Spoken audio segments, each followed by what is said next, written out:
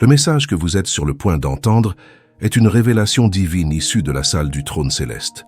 Ce n'est pas un simple contenu, ce n'est pas une coïncidence, ce n'est pas un hasard de calendrier. Le ciel a délibérément communiqué cette parole 3 jours à l'avance, car ce qui vient exige une prise de conscience, un alignement et une obéissance avant son arrivée. Dieu n'avertit pas pour vous effrayer. Il avertit pour protéger ceux qu'il aime. Quand Dieu parle à l'avance, cela signifie que quelque chose est déjà en mouvement dans l'esprit. Cela signifie que des forces sont en train de se déplacer, des décisions convergent et des dénouements sont en train de se dessiner. Cet avertissement n'est pas pour les insouciants, il est pour les choisis. Vous avez été amenés ici parce que le ciel a décidé que vous ne seriez pas pris au dépourvu, sans défense ou non préparés. Cette parole est un bouclier, pas une menace. Écoutez attentivement. Il y a des moments où Dieu reste silencieux, et il y a des moments où il interrompt tout. Ceci est une interruption.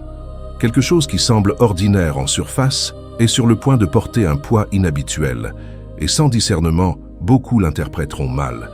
Mais vous avez été mis à part afin que Dieu puisse murmurer avant que le bruit ne commence.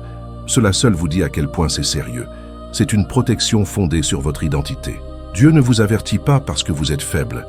Il vous avertit parce que vous êtes marqué, parce que votre avenir a du poids, parce que ce à quoi vous êtes connecté est important, et parce que si vous agissez mal, parlez mal ou ignorez l'impulsion, cela pourrait coûter plus cher que vous ne le réalisez.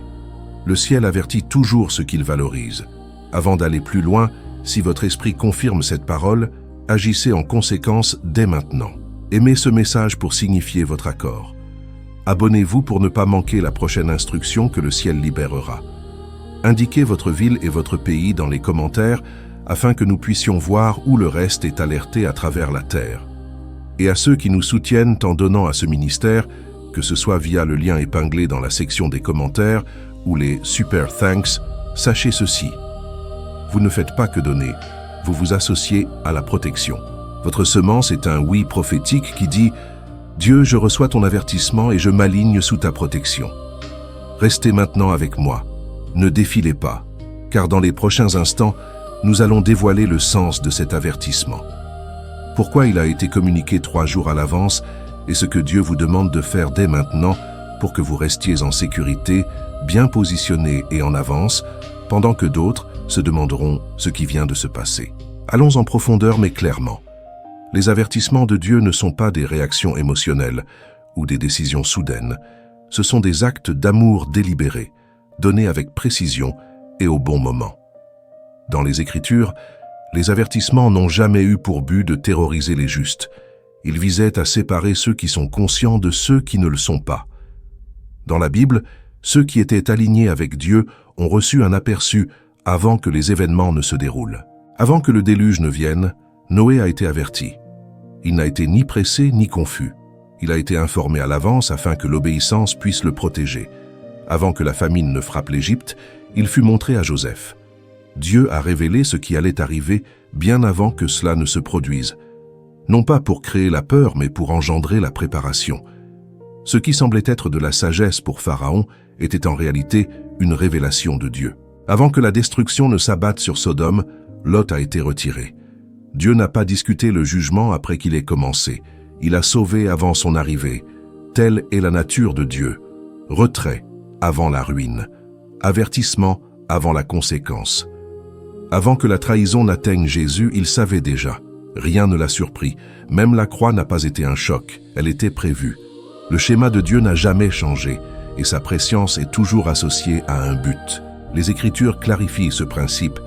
L'homme avisé voit le danger et se met à l'abri, mais les simples continuent leur chemin et en subissent les conséquences. Proverbe 22, 3. Ce verset ne parle pas de peur. Il parle de la sagesse répondant à la perspicacité. Ce message ne parle pas de panique.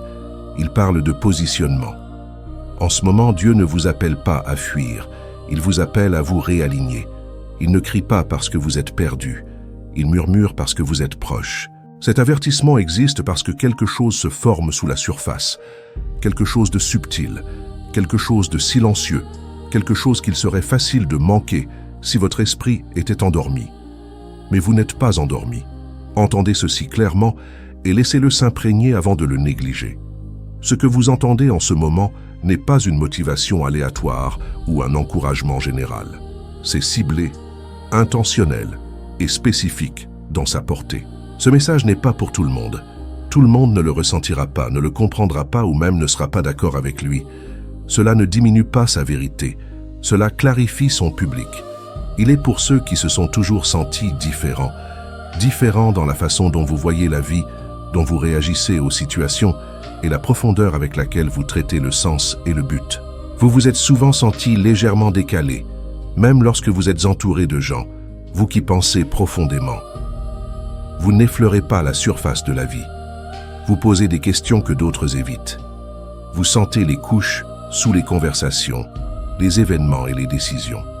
Et vous êtes rarement satisfait des réponses superficielles, vous qui ressentez fortement. Vous portez l'émotion, l'empathie et la conviction d'une manière qui peut paraître lourde par moments. Ce que d'autres rejettent rapidement reste avec vous plus longtemps.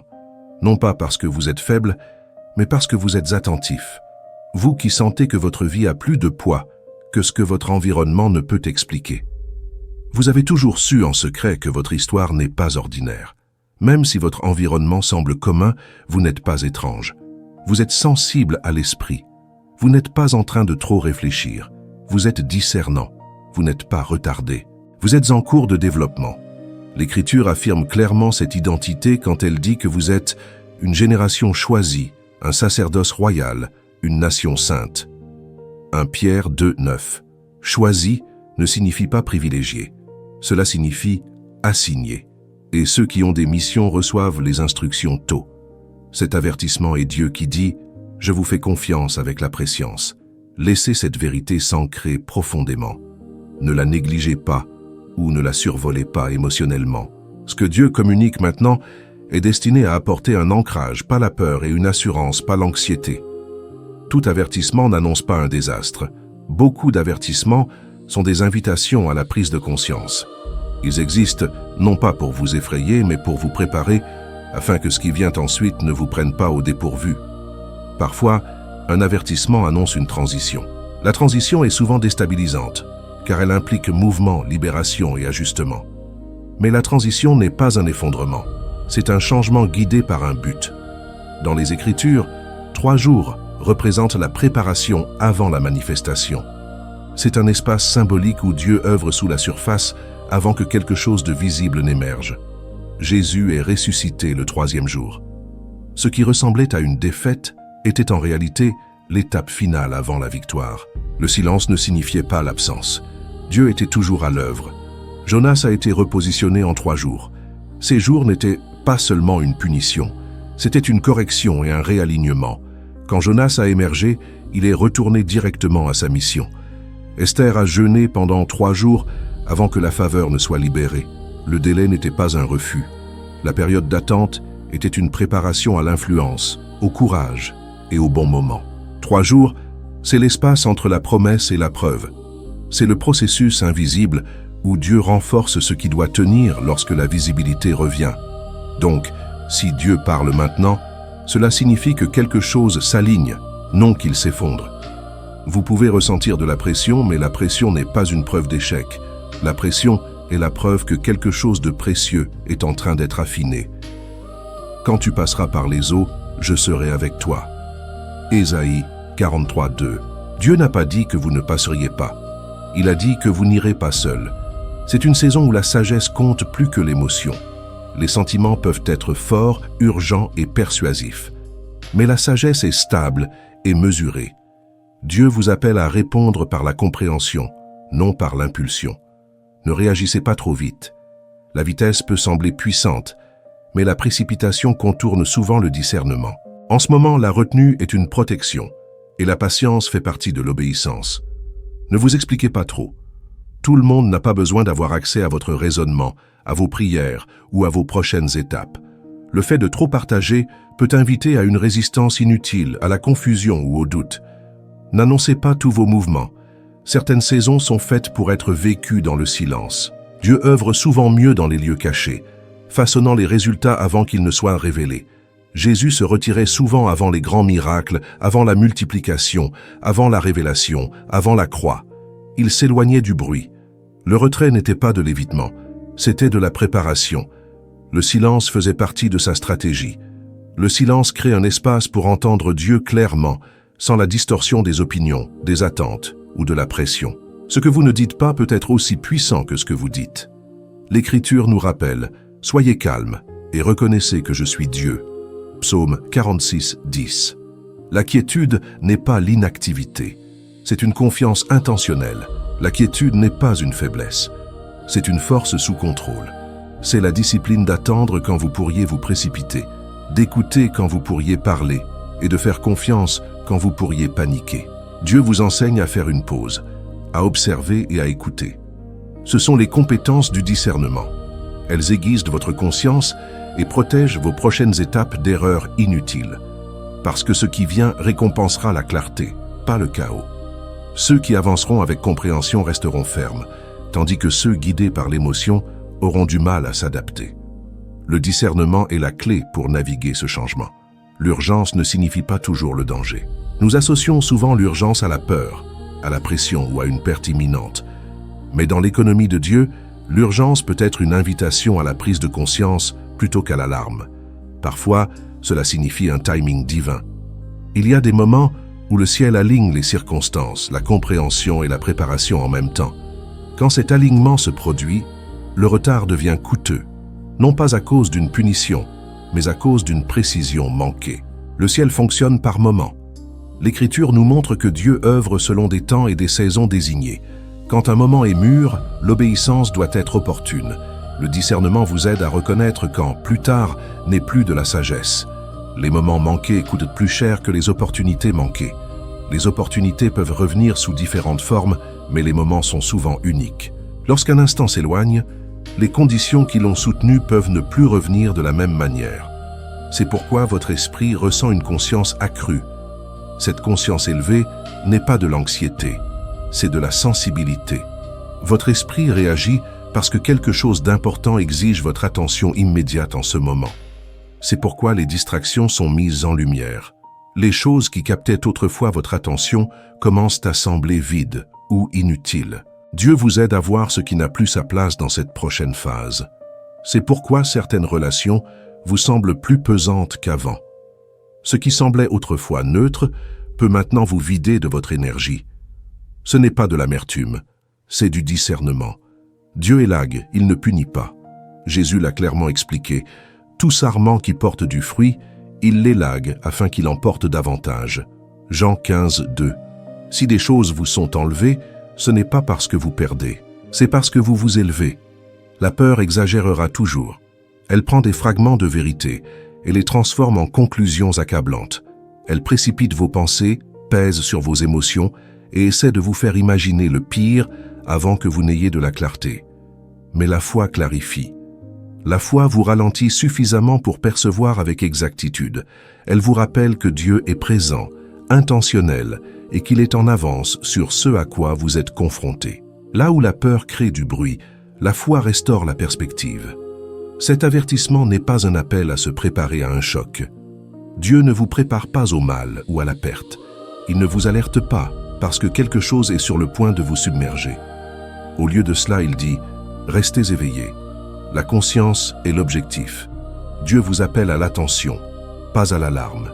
Il veut que votre esprit soit engagé, pas que votre esprit soit paniqué. Vous êtes invité à marcher avec intention, non avec anxiété. Marcher avec intention signifie choisir ses pas avec soin, guidé par le discernement plutôt que d'être entraîné par la pression ou l'émotion. L'anxiété précède Dieu, l'intention avance avec lui. Ce message vous guide vers l'alignement, non vers une urgence basée sur la peur. Souvenez-vous de ceci, l'ennemi attaque aveuglément, il réagit.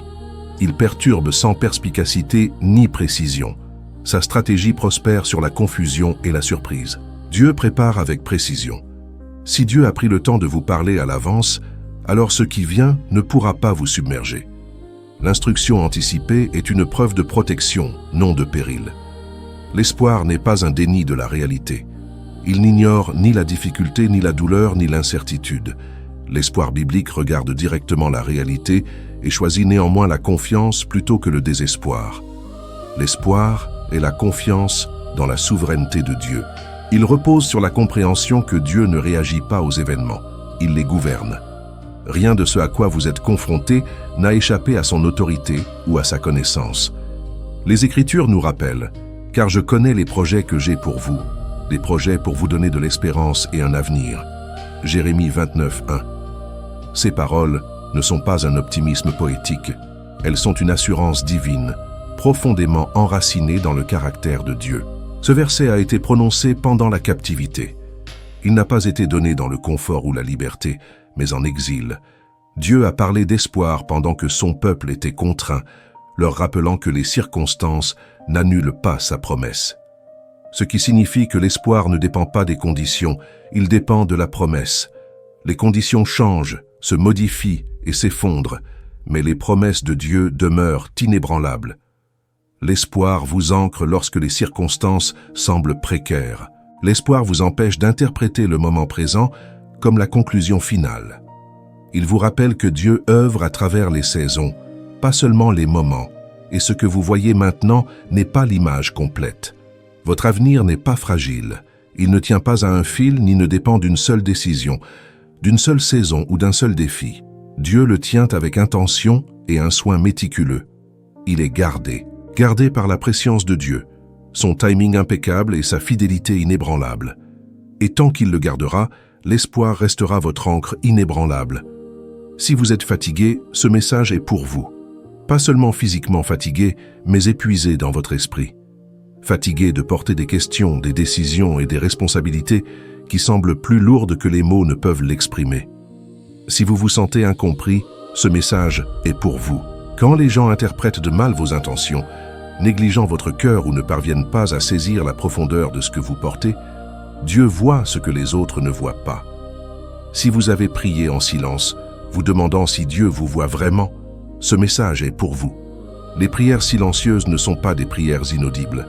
Certaines des conversations les plus puissantes avec Dieu se déroulent sans témoin. Dieu vous voit. Il voit l'effort que vous faites quand personne n'applaudit. Il voit la retenue dont vous faites preuve, l'obéissance qui vous a coûté du confort et la foi à laquelle vous vous accrochez lorsque les réponses tardent. Dieu vous entend. Non seulement les mots que vous prononcez, mais aussi ceux pour lesquels vous ne trouvez pas les mots. Il entend les soupirs, les pauses et les prières qui semblent inachevées. Dieu est en avance sur vous. Il ne réagit pas à votre situation. Il s'est déjà positionné dans votre avenir, préparant ce dont vous aurez besoin lorsque vous y arriverez. Ce qui vient ne vous exposera pas. Cela ne vous fera pas honte et ne révélera pas vos faiblesses. Dieu ne conduit pas les siens à l'embarras. Il les conduit à la croissance. Cela vous élèvera. L'élévation ne vient pas toujours soudainement, mais elle vient sûrement.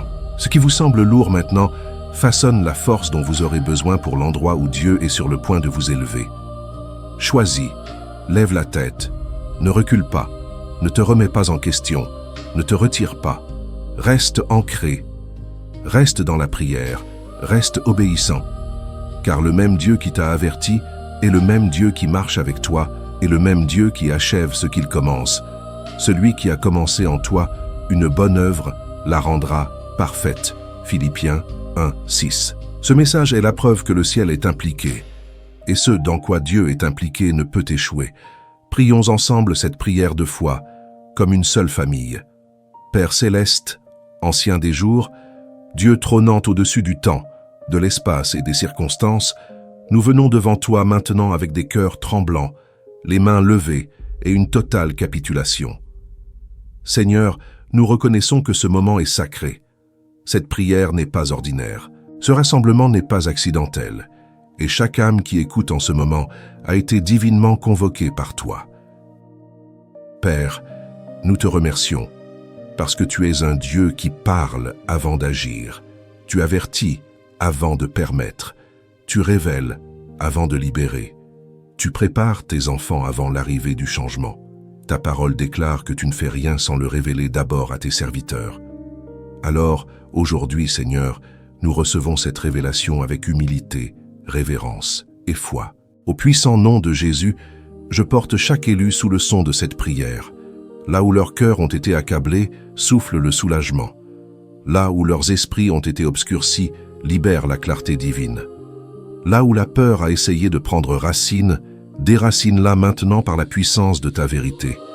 Père, allume leur esprit d'un feu sacré, éveille leur discernement, aiguise leur ouïe spirituelle afin qu'ils reconnaissent ta voix même dans le silence. S'il y a quelqu'un qui écoute et qui se sent las d'attendre, fatigué d'espérer, ou découragé de faire confiance, touche-le maintenant, Seigneur. Enveloppe-les de ta présence. Rappelle-leur que le délai n'est pas un refus. Rappelle-leur que la pression est une préparation. Rappelle-leur que l'élagage est la preuve que le fruit est à venir. Seigneur, que l'espoir renaisse dans leur cœur, non pas un espoir fragile, non pas un espoir temporaire, mais un espoir inébranlable. Enraciné dans tes promesses et ancré dans ta fidélité. Ta parole dit que tu n'es pas un Dieu de confusion, mais de paix. Alors, libère la paix maintenant. La paix sur les pensées anxieuses, la paix sur les nuits agitées, la paix sur les décisions qui semblent lourdes. Que ta paix garde leur cœur et leurs esprits comme une forteresse. Père, prépare-les à ce qui est devant eux. Prépare leurs esprits à la sagesse, prépare leur cœur à l'obéissance, prépare leurs pas à l'alignement. S'il y a des portes qui doivent se fermer, donne-leur la force de lâcher ce qui ne sert plus ton dessein. S'il y a des portes qui doivent s'ouvrir, donne-leur le courage d'avancer sans crainte. Si tu les appelles à attendre, enseigne-leur la patience. Si tu les appelles à bouger, donne-leur l'audace sans hésitation. Couvre-les, Seigneur. Couvre leur vie, leur famille, leur foyer, leurs rêves et leur destinée. Protège-les des pièges cachés. Protège-les des batailles invisibles. Qu'aucune arme formée contre eux ne prospère. Que chaque plan de l'ennemi s'effondre avant de les atteindre. Et Père, j'élève une prière spéciale pour chaque âme qui choisit de s'abonner, d'aimer et de partager ce message, car elle choisit de soutenir la vérité. Soutiens-les en retour car ils aident à répandre la lumière. Inonde leur vie d'illumination, car ils sèment l'encouragement. Renvoie-leur l'encouragement, multiplie-le.